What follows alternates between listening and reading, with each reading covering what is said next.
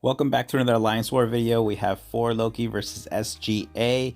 This is war number 9 on the season, and we have string together a few wins, so hopefully we keep it going. They banned Torch, Scorpion, and Hurt. So let's get into it. I'm taking all my fights last because I am taking the boss, and I have a Sasquatch here on path 5, first node, and then I have a King Groot, and I have White Magneto on the team and Omega Sentinel. And I want to talk a little bit about damage rotations for this. You guys seen me take Sasquatch before. This is an easier node on section 1. I am running max recoil though because of what I'm going to bring up. You know, I do a lot of testing to see what I can pump out in terms of damage.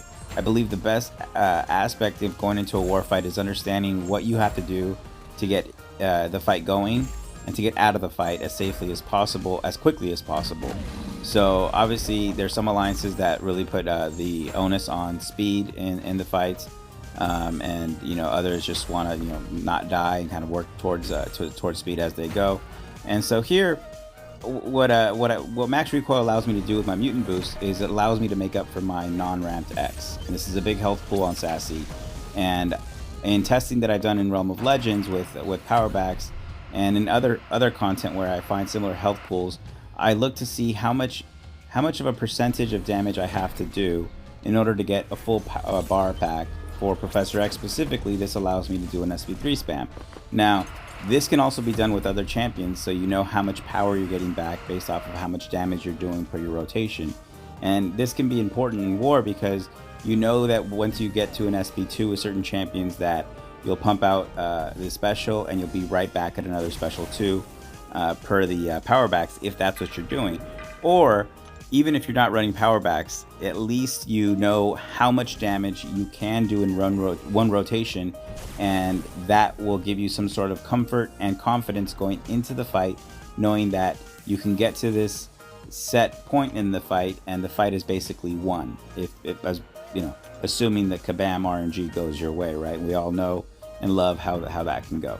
So with this fight, I'm also placing a White Magneto pre-fight here, so I've used 2 so far. Keep that in mind that he obviously gets 6 persistent charges, which allows you to set 3 guidances, you know, in the war, unless you use him on attack.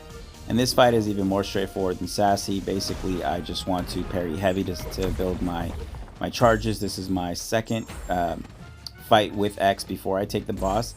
Because I am running Omega Sentinel on the team, I get an extra persistent charge for X and for White Magneto whenever I fight with them. So this will put me at 4, which is max, and that will do a few things for me as we start the SP3 spam here. It will allow me to utilize some synergies for White Magneto, because I am going to be using White Magneto for my next fight against Crossbones, who is metal.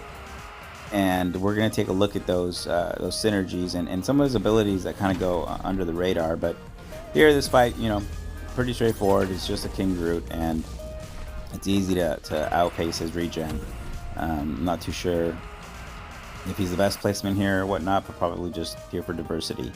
So we're going to take a look at White Magneto's ability right here to actually lower the combat power rate by 15%. Okay, that and his attack goes up by 1,000, and I find that extremely useful versus metal fights, and people just don't really think about it.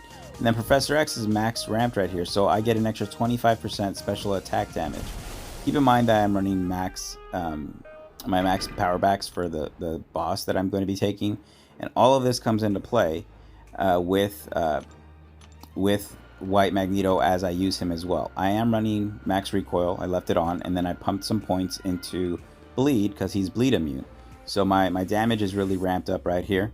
And the plan basically here is to dex at the beginning and to make sure that magnetism triggers. I just want to start that, and then I'm going to parry heavy. You see there's a 17k heavy right there.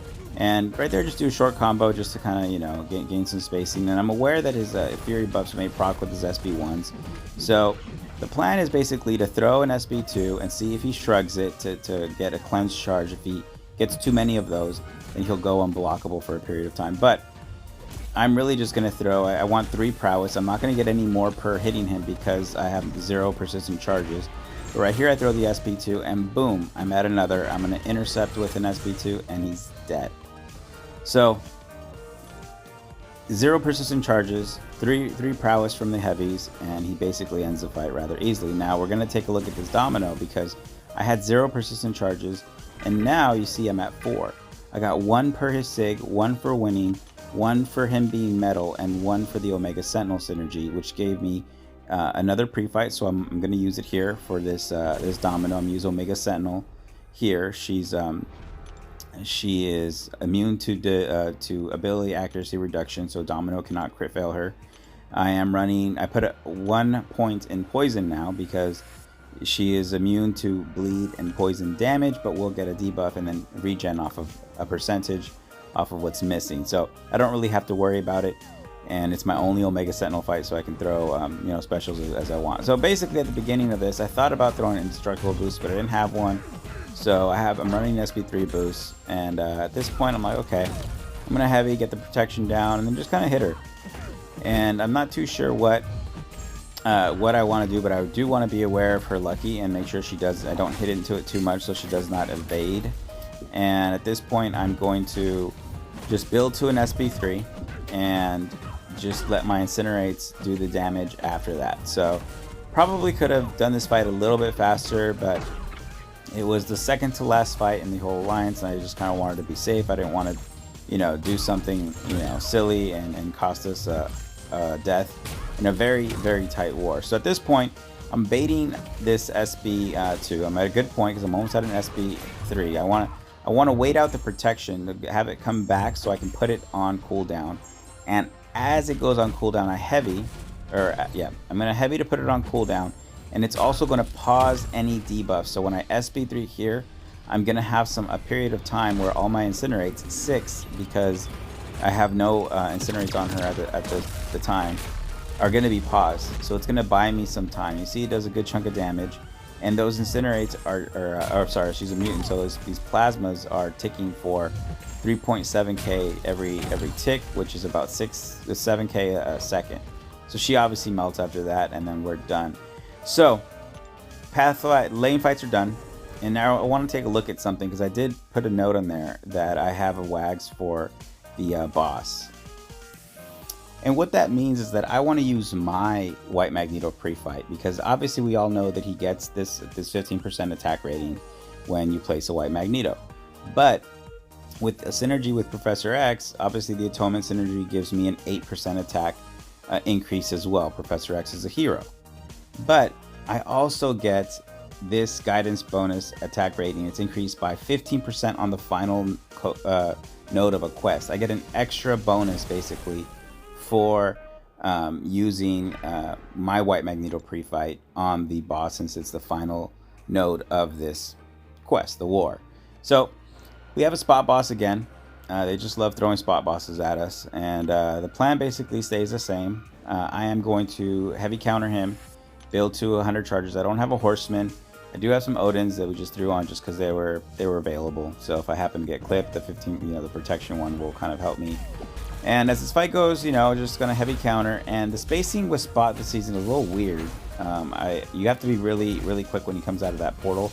And right here I miss a couple, but I'm getting cornered. And as I got hit right there, I thought he was gonna dash back, and I would use my falter to charge my heavy for a long time while he was under a bar, but he hits me. So he hits me, and then my falter comes in, so he procs it. So I can't heavy ramp it with my falter. So I'm in the corner here, and I'm like, okay, I'm just gonna get out of this corner, and then I'm gonna bait a special. I do want to get to 100 charges because I want to make sure that I get a max rotation off of my SP3 spam. And he throws his special too, and I'm like, all right, perfect. I have a falter up, so I'm going to heavy, hold it, and then heavy one more time, and I'm off and running with my SP3 rotation. And the only thing I want to make sure that is happening here is that I dash back and in between the SB3s, so I make sure that my power back registers and I get enough power to basically spam. I'm doing about 100k damage right here. This is an R4 spot boss, so I'm easily doing about 25%, a little under 25%, which is 18 to about 21% is of the total health pool is what you want to do to gain a bar back in my testing. And again, test outside of war. You know, go in and kind of see who you like to fight, and what you can do, and what kills 180k, what kills 200k, so you know what to do in the wars. But this spot is going down rather nicely. I did think about heavy charging in between my SB3s to gain another prowess, but ultimately I didn't want to take the risk, and he was melting just fine. This last SB3 does it, and I was the last person to fight in the whole alliance, so obviously you can see that, you know, Mad Cat was throwing some puns out there. Always a good time when I see some of that, and Andrew just, you know, just angry Andrew, just hating the puns. I'm not sure why, but you can see that you know, they're commenting off of the spot boss going down, and we are losing at this point, but it is very close. And you see other people kind of chime in here, and you know, just hopefully we can pull this out. But it is 4-6 at this point in the war, and they have two bosses and a few other fights down, or to go, I should say.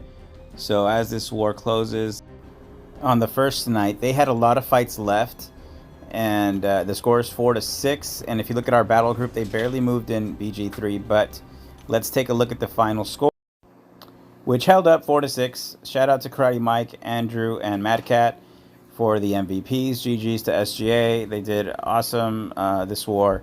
And unfortunately, it drops us to 4-5 in the season. We need to win out to lock up Masters. See you guys in the next one.